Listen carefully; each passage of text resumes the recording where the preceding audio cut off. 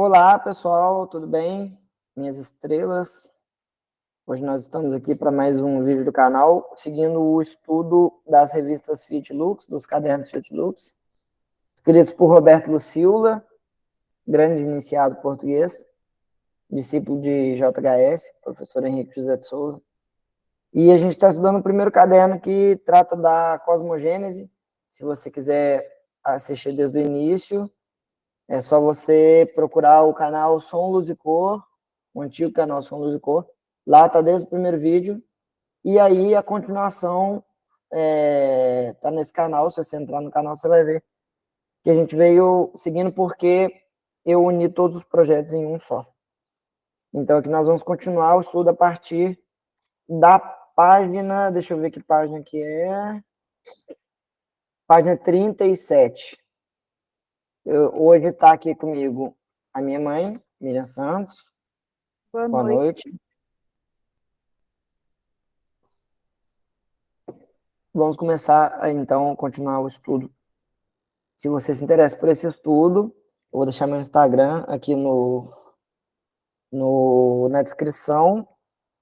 E pode mandar qualquer pergunta, qualquer dúvida, a gente está aqui para crescer junto. Hoje a gente vai falar de substância primordial, ou Mula Prakriti. E como a gente estudou lá no início, né, é a essência da matéria, a raiz da matéria, de onde a matéria vem. Disse que a matéria é eterna porque passa de um estado a outro, transformando-se, transforma-se, muda a sua constituição íntima, conforme o plano cósmico em que está atuando. Na realidade, o que é eterno é a substância primordial, pré-cósmica, ou seja, a essência da matéria. Mula Prakriti, a raiz de tudo que se manifesta. Então, Mula Prakriti, que é a essência da matéria, é eterna. A matéria é mutável, mas a essência dela é eterna. Ela é pré-cósmica, ou seja, existe antes de haver o universo. Ela já existia. Aqui tem um quadrinho, né, os 3 logos. O primeiro logos associado ao pai, que é a vontade. O segundo logos associado à mãe, que é amor, sabedoria. E o terceiro logos associado ao filho, que é o aspecto atividade. Esses são os 3 logoi que formam junto a consciência superior. E as 3 emanações, ou ondas de vida. Então, a primeira emanação vem do terceiro logos, né, do atividade. A segunda emanação vem do amor, sabedoria. E a terceira emanação vem da vontade. Ou seja, as emanações seguem o caminho contrário. Existe o primeiro, segundo e terceiro logos. As emanações começam na terceira, depois na segunda, depois na primeira. E a gente vai compreendendo aos poucos o motivo de ser assim. Como mostra o esquema acima, o que está em atividade numa primeira fase da manifestação não é o primeiro logos, mas sim a emanação do terceiro logos, ou seja, a atividade, e assim sucessivamente. A ordem de entrada em atividade é inversa. Tornamos a repetir. Quando falamos em 3 logos, não queremos dizer que existem 3 seres distintos. O logos é único, mas manifesta-se em 3 aspectos diferentes para para a realização sábia da sua obra, como veremos de seguida. Então, vamos lá. O terceiro aspecto, atividade, é o aspecto que entra em atividade em primeiro lugar. Cria os 7 planos cósmicos. Cria também os 7 subplanos de cada um. Então, qual que é a primeira coisa que acontece? O logos, a atividade, entra em ação e ele sai criando as coisas tudo. Por isso que ele chama atividade. Porque ele vai movimentando e criando todos os planos, todos os subplanos, todo o universo em todas as dimensões, né? Depois, o segundo aspecto, sabedoria, ou amor-sabedoria. É o aspecto que entra em atividade em segundo lugar. Ele cria os 7 reinos. Reinos que vão habitar e evoluir nos planos já criados na primeira etapa pelo aspecto atividade. Então, primeiro o logos atividade, ele cria os planos, depois vem o segundo logos e cria os reinos. Agora, o primeiro aspecto, vontade, é o aspecto que entra por último em atividade. Nessa terceira fase, os reinos já estão formados, inclusive o reino humano. As mônadas irão ocupar os veículos dos homens, inculcando-lhe o princípio de arrancara, ou seja, o princípio de ter vontade própria, individualizada. Então, só repassando aqui para não confundir. São 3 logos, né? Vontade, amor, sabedoria e atividade. Em primeiro lugar, o logos da atividade entra em ação e cria os planos. Depois entra o segundo logos e cria os reinos, até que, por último, entra o primeiro logos, quando surge a humanidade e encarna o princípio da vontade superior, né? Esse princípio encarna no ser humano, que é o que os ocultistas chamam de arrancara. Aham significa individualidade. Então, arrancara é o princípio da individualidade, ter vontade própria. Função do aspecto atividade, terceiro logo. Como vimos acima, foi o aspecto atividade, que é o terceiro logos, quem primeiramente se ativou no logos único. A sua função foi fracionar, pulverizar, atomizar, o nome que se lhe queira dar, a substância primordial no bojo da esfera do universo manifestado. Criou-se os 7 planos cósmicos a partir da matéria do primeiro plano, ou seja, das partículas ou átomos de Adi. A gente estudou na última aula, né, que a primeira matéria que existe ali é a Adi, o primeiro átomo que é formado, e todos os outros surgem a partir dele. Então, todos os planos têm a mesma matéria, o que muda é a sua constituição, como ela é organizada. E isso aí a gente pode fazer um paralelo aqui até na própria matéria física. Se você reorganizar partículas de carbono do grafite, por exemplo, você consegue formar o diamante. Então, o que difere o grafite do diamante é a forma com que aquilo é organizado. Tudo é feito de carbono, no caso desse exemplo, né, do grafite e do diamante. E dos planos do universo é a mesma coisa, né? Só reforma a matéria, né, junta com outras partículas e vão formando novas partículas. Isso tudo foi explicado na última aula, detalhadamente.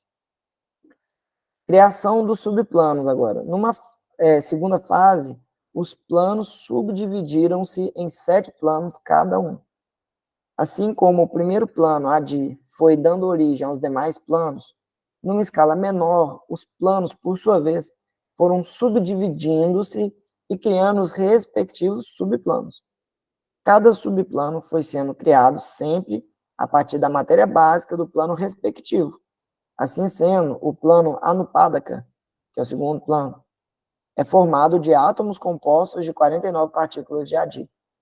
Note-se que é o seu primeiro subplano que é assim constituído, enquanto os demais subplanos de Anupadaka serão constituídos de matéria mais densa, por serem múltiplos do primeiro subplano.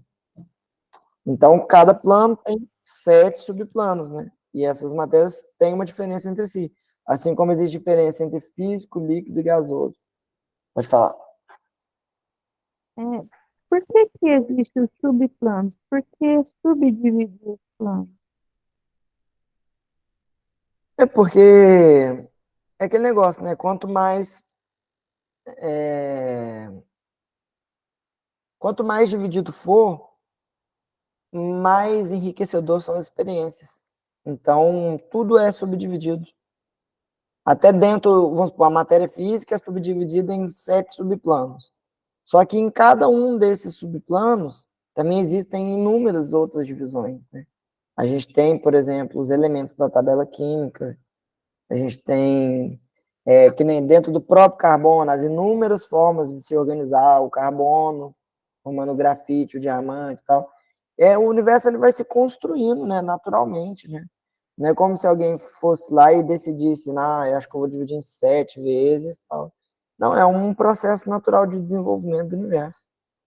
O negócio do 7 é que é meio que um padrão geométrico, um padrão de funcionamento desse universo. Outros universos funcionam de forma diferente. Mas ele tem esse padrão que tem a ver com o desenvolvimento dele. Pode falar. Dá uma impressão também, que eu fosse falando, eu pensei como se fosse assim, um país que tem os vários estados. É muito mais fácil ter os vários estados e cada estado ter o seu governador, ter o seu responsável e assim cuidar daquela população, do que se tivesse só o presidente da República para cuidar do país inteiro. Exatamente, perfeita analogia. E para fazer um paralelo agora com o que a gente está estudando, da cosmogênese, quando a gente fala do logos, o logos solar, o logos único, a gente poderia pensar como um presidente da República, por exemplo, e os 7 logos, né, os 7, como é que fala, né, os planetários, eles são como se fossem 7 governadores, cada um do seu estado. Lembrando que é um logos que se manifesta em 3, né? E aí a gente vai ver os paralelos também, por exemplo. A gente tem os 3 poderes, né? Que a gente segue hoje na nossa política, que é da teoria de Montesquieu, que é o executivo, legislativo e judiciário. É a mesma coisa, né? O executivo eu teria que pensar para ver como é que seria o paralelo, mas é mais ou menos a mesma coisa, né? Quem cria as leis é o legislativo, então seria o segundo logos. O executivo, acho que seria o terceiro logos, né? Porque é a atividade, e o judiciário o primeiro logos, né? Que é a vontade superior. Então, tipo, existe esses paralelos, né? Esses 3 que governam, e aí depois tem os 7, cada um no seu plano, ou seja, cada um no seu estado. E, inclusive, isso já teve um reflexo até na própria existência na Terra. Na época de Atlântida, existiam 7 cantões, 7 ilhas, em que cada um tinha um sistema, um governante, e evoluía seres de determinada hierarquia. Eles evoluíam ali separadamente, assim como também é hoje em Agartha. Inclusive, esse é o sistema chamado sinárquico, em que existem as subdivisões, né, de cada hierarquia, trabalhando e funcionando dentro das suas necessidades e para o seu desenvolvimento, e um todo organizado coletivamente. Então, tem todos esses paralelos. Agora, continuando. Tá. Todos os primeiros subplanos de qualquer plano são sempre designados de subplano atômico, que é sempre o subplano mais sutil do respectivo plano cósmico. Só se conhece os nomes dos subplanos do nosso plano físico, como sejam atômico, subatômico, etérico, radiante, gasoso, líquido e sólido. Os demais planos são designados por números ordinais. Os átomos dos primeiros subplanos têm sempre o peso atômico que foi dado na tabela exposta mais atrás. São chamados de átomos fundamentais do plano. Então, aqui, a ciência materialista hoje, ela considera que existem 3 planos da matéria. É o sólido, líquido e gasoso. Mas aqui na teosofia a gente estuda que ainda existe. A mais sutil que o gasoso tem o radiante, depois etérico, subatômico e atômico. Atômico é a partícula mais fina, mais sutil do plano físico. Então, átomos primordiais são os átomos indivisíveis. Deles se originam todos os planos. São os primórdios de todos os planos. E os átomos fundamentais são os átomos que formam sempre os primeiros subplanos de cada plano. São os fundamentos de todos os planos. Ou seja, os átomos primordiais são só só aqueles que formam o primeiro plano cósmico. E os átomos fundamentais são os átomos mais sutis de cada plano. Ou seja, o primeiro subplano do plano físico, que é o subplano atômico, ele é composto de átomos fundamentais, né? Primeiro subplano do plano astral, mesma coisa, primeiro, entendeu? Sempre o primeiro subplano E tem o que a gente chama de átomos fundamentais. Por que fundamentais, né? Porque é deles que se originam todos os outros átomos daquele plano. Então, por isso, fundamentais, né? São os fundamentos. É o que dá a base para todo aquele plano. Então, sem os átomos fundamentais do plano físico, né, que são os atômicos, não seria possível o plano físico. Tudo começa ali. E isso vale para cada plano. Tá entendendo? Então, vamos dar sequência agora. Forrat e a formação da vida organizada. Quando da criação dos planos e dos subplanos, os átomos ainda difusos preenchiam todo o universo manifestado. Não, é uma afirmação, né? Quando da criação dos planos e dos subplanos, os átomos ainda difusos preenchiam todo o universo manifestado. Ainda não existia nenhuma vida organizada. O que existia era apenas a imensa massa de partículas, cada uma com suas características preenchendo todo o espaço. Na formação dos subplanos, Forrat impregnou os átomos de características positivas e negativas, o que possibilitou se atraírem ou repelirem, como até hoje acontece com a energia elétrica. Graças a esse fenômeno é que a vida começou a ser ordenada, ao invés de permanecer a energia difusa dos momentos iniciais da criação. Segundo a diretiva do terceiro logos, a atividade, os átomos de cada plano despertaram para a atividade, passaram a ter poderes de atração e repulsão, deixaram de ser inertes e passaram a vibrar. Então, falando agora um pouco sobre Forrat. Segundo a ciência iniciática, Forrat é considerado como uma energia inteligente, que enlaça o espírito com a matéria.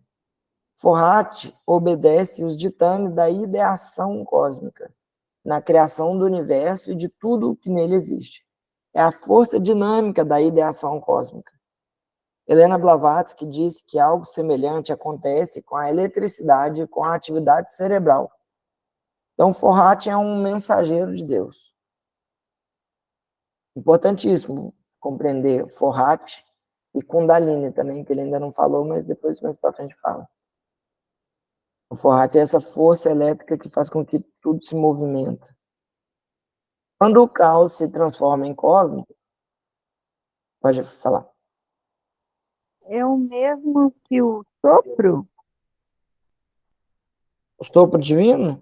É.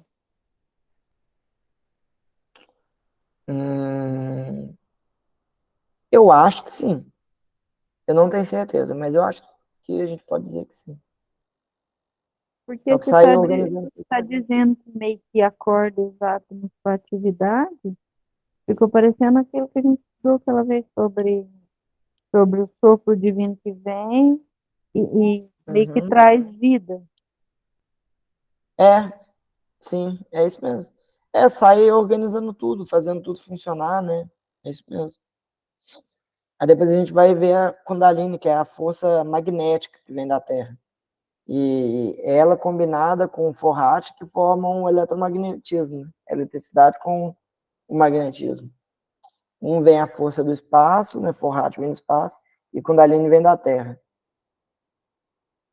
Então, continuando. Quando o caos se transforma em cosmos, Forrat passa a ser a força propulsora que organiza os planos, subplanos, reinos e veículos de toda a vida organizada.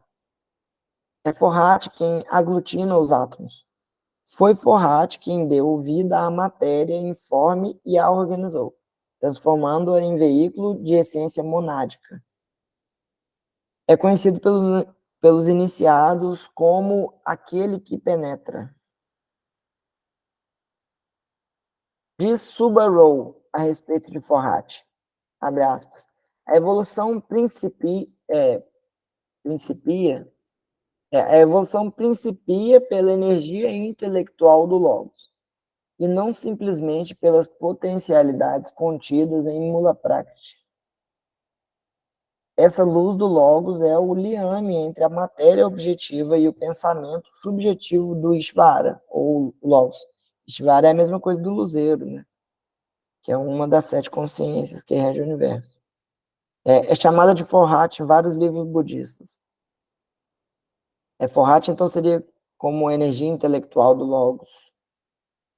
Vamos dizer assim. Forhat é o espírito da eletricidade. Forhat é chamado o construtor dos construtores. Está por detrás de todas as energias que se manifestam como luz, calor, som, coesão, magnetismo, tá? Colocando aqui como Forhat, né? Sendo o espírito da eletricidade. Eu chegava aqui com Kundalini, que seria magnetismo, né? Mas vamos continuar aqui. Todavia, não é nenhum Deus pessoal. Surgiu simbolicamente da mente do pai e do seio da mãe. Polarizou-se em negativo e positivo, assumindo 7 aspectos, e daí falasse nos 7 Forhats. Para Forhat e a ideação cósmica. O terceiro Logos entrou em atividade com o despertar da ideação cósmica. A mente universal, simultaneamente, com o primeiro emergir da substância cósmica, sendo essa última o veículo da ideação cósmica. Jamais haveria a manifestação da inteligência sem um cérebro que lhe servisse de veículo de expressão. A ideação, a sabedoria cósmica, por um processo transcendente, incompreensível à mente humana, transformou-se numa energia cósmica chamada pelos hindus de Forhat. O Logos elabora as 7 densidades que a substância primordial assume pela ação de Forhat, que é o braço da mãe cósmica, a grande planejadora. Aliás, desculpa, o braço da mente cósmica, a grande planejadora. Nada vem à existência se não for resultado de um trabalho inteligente de Forhat. Bom, agora ele tem aqui também uma citação de Forhat, segundo as instâncias de Dzyan, que é aquela leitura um pouco mais complexa, mas vamos lá. Abre aspas, ele as constrói à semelhança das rodas antigas, colocando-as nos centros imperecíveis. Como Forhat as constrói? Ele junta a poeira de fogo Adi, corre atrás delas e em seu redor, insuflando-lhe a vida. Em seguida, põe-se-nas em movimento, umas nesta direção, outras naquela. Elas são frias, ele as aquece. Elas estão secas, ele as umedece. Brilham, ele as ventila e refresca. Assim procede Forhat, de um ao outro crepúsculo durante 7 eternidades. É sempre poético, né, as instâncias de Dzyan. Então, é Forhat que organiza tudo, né? É isso que está querendo dizer. Agora, falar sobre o segundo Logos. A função do terceiro Logos foi trazer à existência os 7 grandes planos e respectivos subplanos. Agora passaremos a estudar o papel do segundo Logos.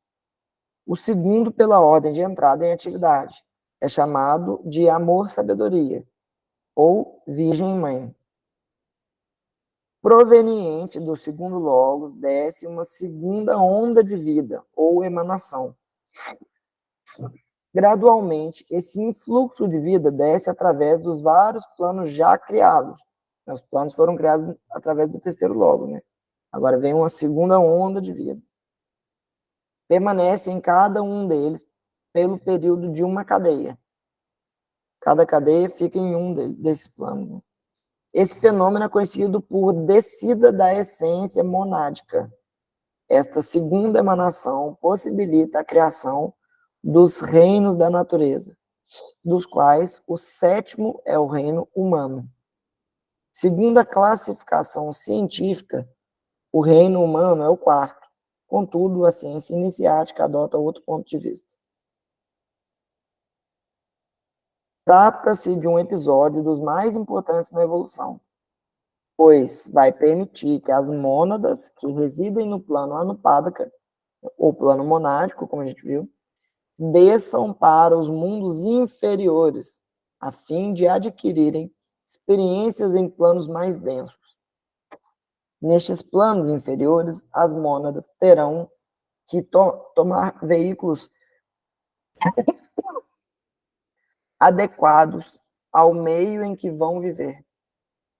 Para tal, terão que elaborar os corpos, pois eles não se encontram prontos para uso.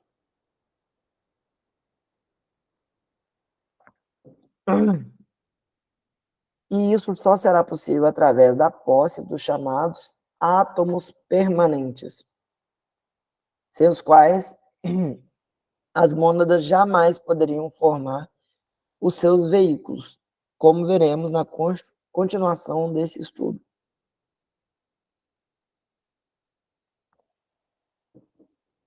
Então, agora começa a descer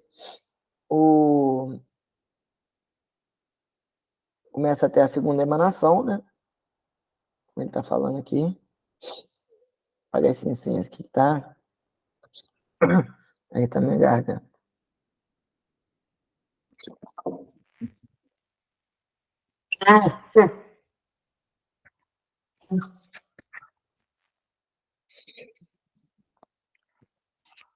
Então, vamos continuar aqui, né? Então, as mônadas, que é a nossa consciência, né? Elas ficam no plano Anupādaka, que é o plano monádico. E aí, durante essa segunda emanação, as mônadas vão descer para os reinos inferiores. Só que para elas conseguirem entrar nos reinos inferiores, elas vão ter que criar os corpos, né? Criar os veículos. Então, tem todo um processo. Então, continuando aqui. O terceiro Logos criou o cenário, o ambiente, os planos. Agora, o segundo Logos vai trazer à cena os artistas, que são as criaturas que formarão os 7 reinos. Então, primeiro vem o terceiro Logos e cria os planos, depois vem os atores, né? Quem vai participar das cenas. Anupādaka, plano das mônadas. O plano Anupādaka foi o segundo plano criado pelo Logos, com seu aspecto atividade, sendo oriundo imediato do plano Adi. Segundo os sábios iniciados, Anupādaka é o plano das mônadas, as centelhas divinas que habitam o interior de todos nós. Também são chamadas de essência espiritual do homem, constituindo a sua parte imortal. Embora as mônadas tenham as suas raízes em Adi, o seu habitat é no plano Anupādaka, e daí a razão deste plano também ser chamado de plano monádico. As mônadas aguardam por eternidades em seu plano, o Anupādaka, até que consigam formar os veículos apropriados em torno dos átomos permanentes. Graças a esses átomos é que será possível criar os veículos átmico, búdico, mental, astral e, finalmente, o físico. Esses corpos, estando preparados convenientemente pela evolução, mormente pela iniciação, possibilitarão, numa última etapa da existência humana, que a mônada realmente possa se assenhorar dos seus veículos. Isso, contudo, só será realizado quando o primeiro Logos estiver atuando, ou seja, o seu aspecto, que é a vontade. Está acompanhando? Tudo certo? Agora, então, a terceira emanação.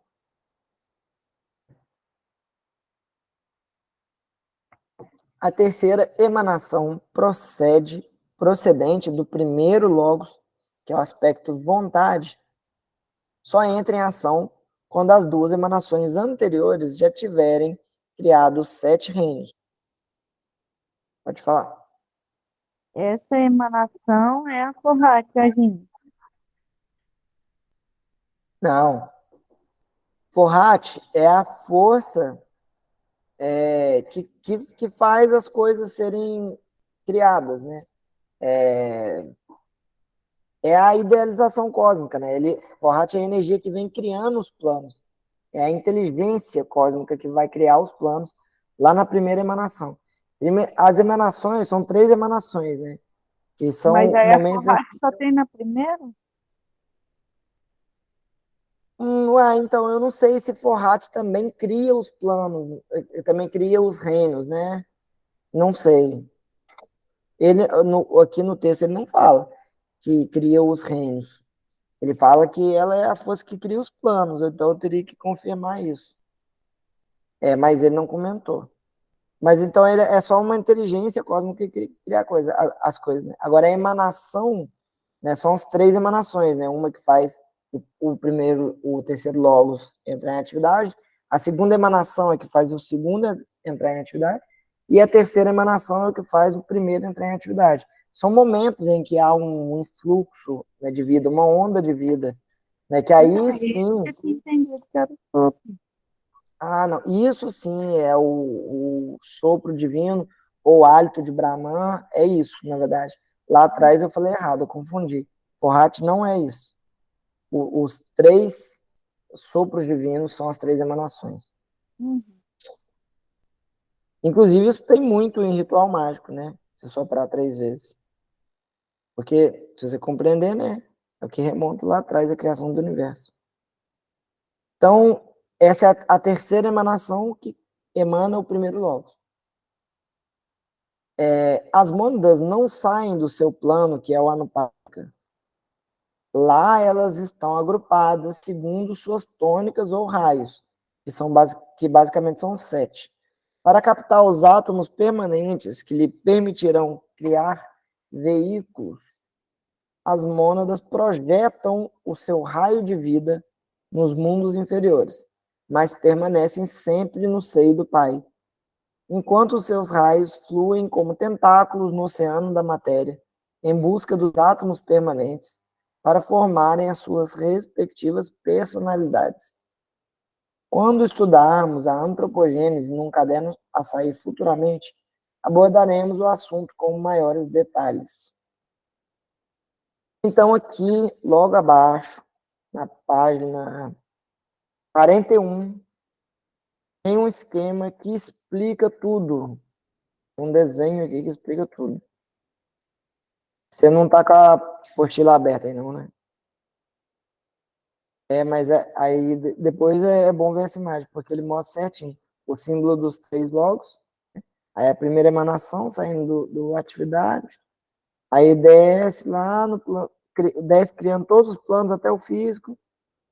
Depois ele vem subindo, aí tem a segunda emanação, né? Vem lá do segundo logo. Ela vai descendo, criando todos os reinos, depois começa a evoluir até criar o homem. E o homem começa a evoluir até. Aí vem a terceira emanação do primeiro Logos e traz a vontade como uma característica da humanidade. Durante durante o despertar da humanidade, né, que esse logo se manifesta, né, pelo que eu entendi. Então, ação dos três logos no esquema. Depois de ter tocado o ponto mais baixo, a força emanada do terceiro logos torna a subir. No caminho de ascensão está Kundalini. Quando fala assim, tocar o ponto mais baixo, significa que ela densifica ao máximo, né? Essa força vem se densificando. No caminho de ascensão está Kundalini, que trabalha no corpo das criaturas em evolução, para conduzi-las ao encontro da terceira emanação do primeiro logos, à vontade. Então é Kundalini que vai trabalhando o corpo. É aí que tá, né? Forrat trabalha a mente, Kundalini trabalha o corpo. Forrat é a idealização cósmica que vem do universo, Kundalini é a energia que vem da matéria, que vai fazendo a gente se transformar. Primeiro logos, vontade, terceira emanação. Segundo logos, sabedoria, segunda emanação. Terceiro logos, atividade, primeira emanação. Esse livro ele é bem massivo assim nessas coisas, porque como é complexo, né, e ele detalha, ele vai repetindo para ir, né, absorvendo. Primeiro movimento, então, né, acho que ele vai recapitular mais uma vez. Primeiro movimento, entre em atividade o terceiro logos, primeira emanação. Constrói a partir de Adi os 7 planos cósmicos e respectivos subplanos. Segundo movimento, entra em atividade, em ação, né, o segundo logos, amor, sabedoria. Segunda emanação, elabora os 7 reinos. E terceiro movimento, entra em ação o primeiro logos, vontade. É a terceira emanação, que é a descida das mônadas. As mônadas descem nesse terceiro momento aí. Mônadas que é a nossa essência, nós mesmos, quem nós realmente somos. Compreendido? Pode passar? Eu Puxa, acho deu uma que esse travada, eu acho. estudo tá bastante, não tá? Já falou dos 3 jogos, talvez a próxima etapa.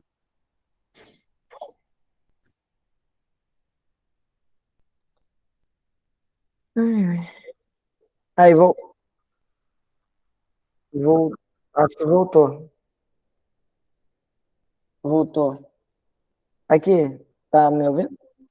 Agora, Voltou. Onde que eu parei?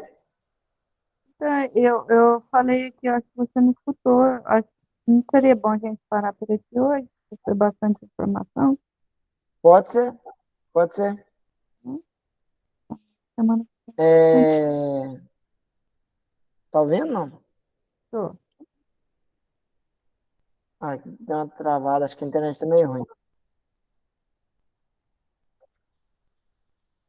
Tá travando a internet. Coisinha. Ué, tá ouvindo agora? Tô.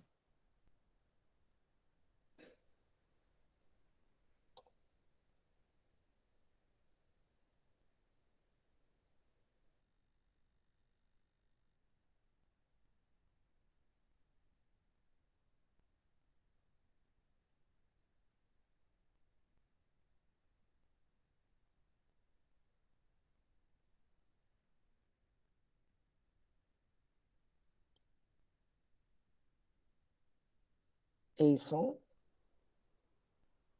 Aqui pra mim tá tá normal. ouvindo?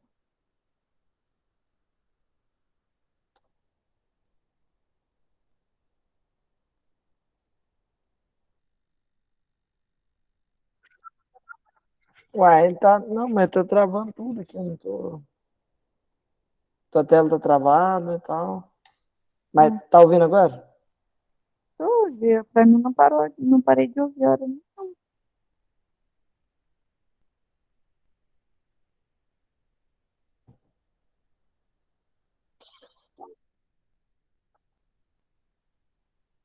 Não, é que você tá pra mim você tá respondendo, tipo, 10 segundos depois.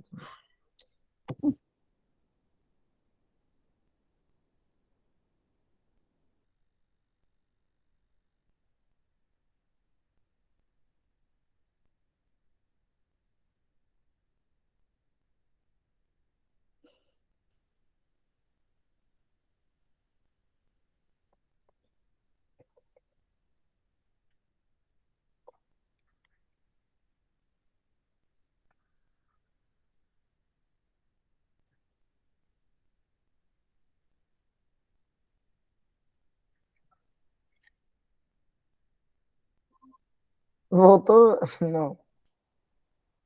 Se Pra não mim funcionar, eu vou não, desligar. pra mim não parou.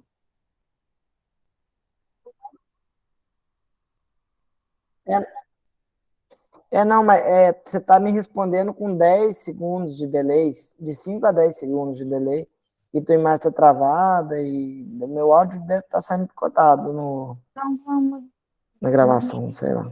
semana que vem. Beijo, muito obrigada.